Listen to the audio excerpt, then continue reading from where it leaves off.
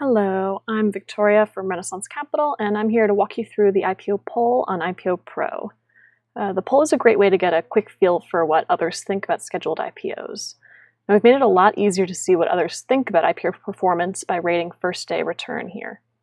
So the poll is available in this tab up here, and we also have it on the dashboard.